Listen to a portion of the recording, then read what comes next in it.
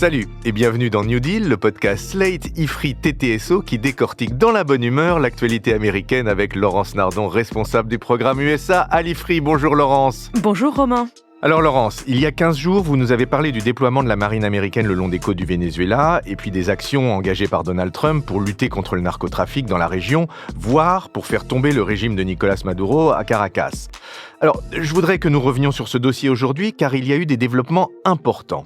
Le secrétaire à la Défense, Pete Hegseth, est la cible d'interrogations assez gênantes, pour ne pas dire d'un scandale. Il aurait donné l'ordre de tuer toutes les personnes à bord d'un navire pourchassé, ce qui aurait nécessité plusieurs frappes successives pour achever les survivants. On parle d'achever les survivants. C'est bien entendu en opposition absolue avec tous les principes fondamentaux et même avec le droit de la guerre. Alors, est-ce que vous pouvez nous en dire plus sur cette affaire ?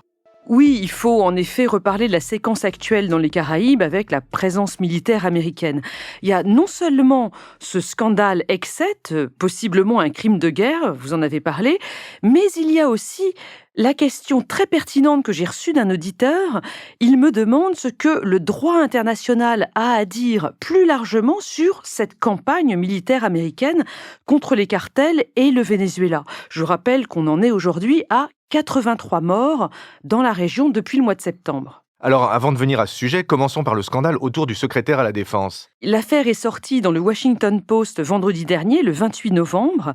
Elle concerne la toute première attaque américaine sur les bateaux de transport de drogue, une attaque qui a eu lieu le 2 septembre dernier.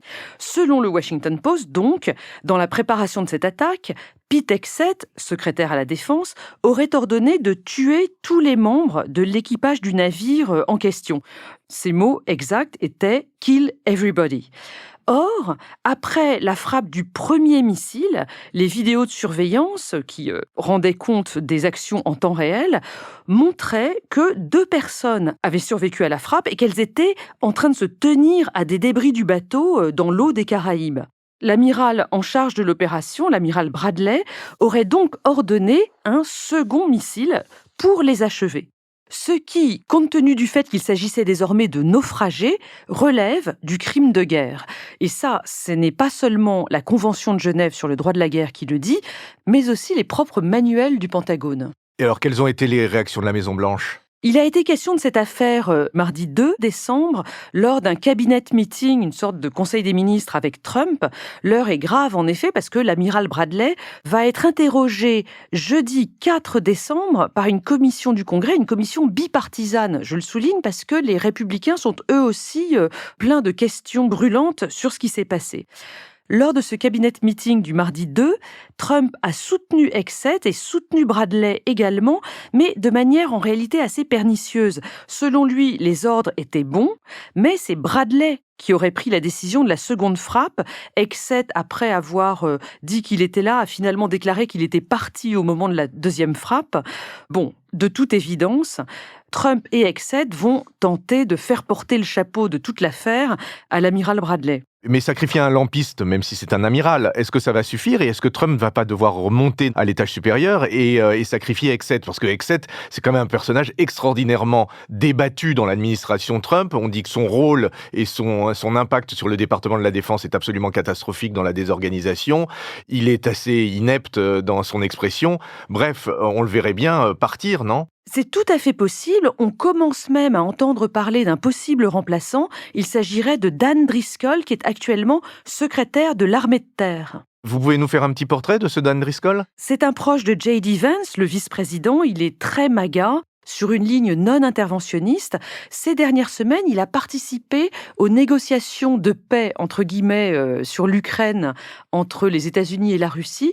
Et les diplomates européens ont signalé qu'il s'était montré extrêmement impérieux vis-à-vis d'eux, assez condescendant et indiquant qu'il fallait mettre un terme au conflit en Ukraine de toute urgence et éventuellement aux conditions de la Russie. Nous verrons dans les jours qui viennent si effectivement Driscoll reprend la place et si ça a un impact sur les négociations vis-à-vis de l'Ukraine. Mais revenons à la question de notre auditeur. Quelle est la légalité des opérations américaines dans les Caraïbes au regard du droit international ? Est-ce que les US ont le droit de frapper ces bateaux et de tuer les équipages ? Pour l'administration Trump, oui, de toute évidence. Il y a même 2 textes qui circulent pour justifier l'utilisation des pouvoirs de guerre. Un mémo qui a été fait l'été dernier par le département de la justice et puis une note confidentielle envoyée début octobre par le président à certaines commissions du Congrès. Ces deux textes expliquent que le président a déterminé, entre guillemets, que les États-Unis étaient engagés dans un conflit armé non international avec les cartels de la drogue. Ces cartels de la drogue sont des organisations terroristes et les passeurs, dans les bateaux notamment, sont des combattants irréguliers, des unlawful combatants. Et donc, les États-Unis sont dans leur bon droit à utiliser des missiles pour les mettre hors d'état de nuire. Donc on a compris, ils peuvent les tuer, mais il y a quand même des juristes qui sont pas d'accord, non ? Oui, l'avis général des juristes américains, même républicains, c'est que les opérations contre les narcotrafiquants relèvent de la police et ensuite du droit pénal, du droit judiciaire, mais pas de la guerre. On ne doit donc pas appliquer la force létale, mais utiliser des alternatives, comme par exemple l'interception des navires, l'abordage, l'arrestation des personnes impliquées.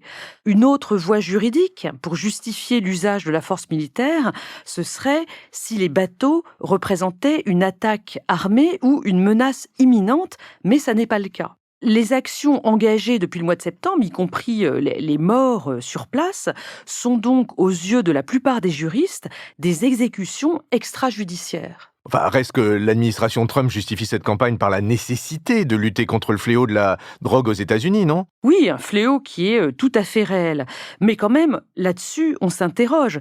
Vendredi 27 novembre, la semaine dernière, Trump a gracié un ancien président du Honduras, Juan Orlando Hernández, un homme qui avait été pourtant condamné aux États-Unis à 45 ans de prison, il est en train de purger sa peine, pour avoir mis en place un immense trafic de drogue avec violence, corruption, etc., dans son propre pays et en lien avec les États-Unis.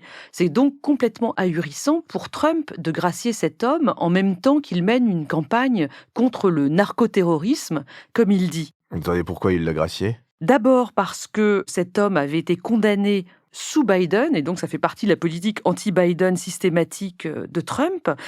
Ensuite, Trump souhaite sans doute peser sur les élections qui ont lieu au Honduras en ce moment, mais je crois que l'argument le plus intéressant, c'est qu'en fait, le pardon de cet homme a été suggéré au président par son conseiller Roger Stone.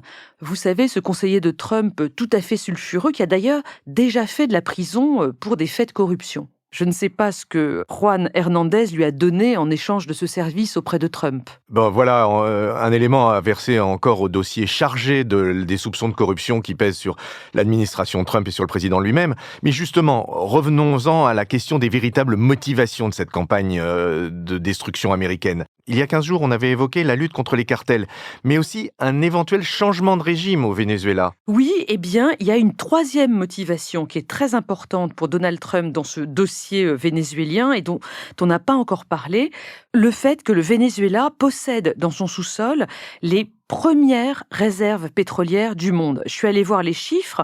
Le Venezuela a 300 milliards de barils de réserves prouvées à ce jour.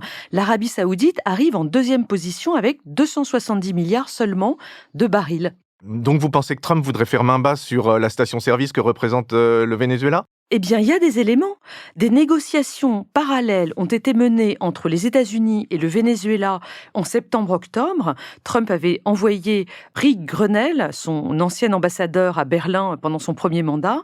Lors de ces négociations, Maduro aurait proposé aux États-Unis un accès privilégié au pétrole vénézuélien. En échange, Maduro resterait en place comme président du pays. Mais les États-Unis considèrent la réélection de Maduro comme vraiment illégitime, l'Union européenne aussi d'ailleurs, et veulent son départ. Donc le deal ne s'est pas fait, ce qui ne veut pas dire que Trump n'est pas intéressé. Qu'est-ce que vous voulez dire ? Comme souvent dans ses interactions avec l'étranger, Trump souffle le chaud et le froid. Et sur ses intentions vis-à-vis du Venezuela, c'est parfaitement clair ces temps-ci. D'un côté, Trump a eu Maduro lui-même au téléphone la semaine dernière, il était avec Rubio. Mais samedi 29 novembre, dans un message publié sur son réseau Truth Social, Trump a indiqué que les compagnies aériennes du monde entier devaient considérer l'espace aérien vénézuélien comme totalement fermé. Il avait dit jeudi que les opérations terrestres au Venezuela allaient commencer très bientôt. Donc on ne sait pas très bien ce qui va se passer. Ce qui est certain, c'est que si le régime de Maduro s'écroule, il y aura un interrègne au Venezuela, le temps de réorganiser des élections.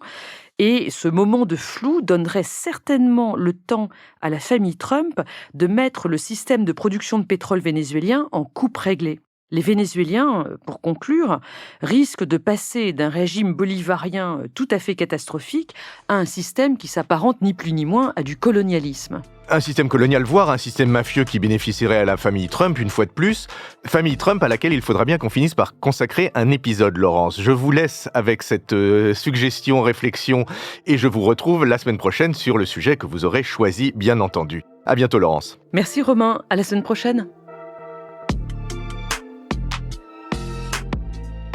Retrouvez New Deal chaque semaine sur Slate Audio et toutes les plateformes de podcast.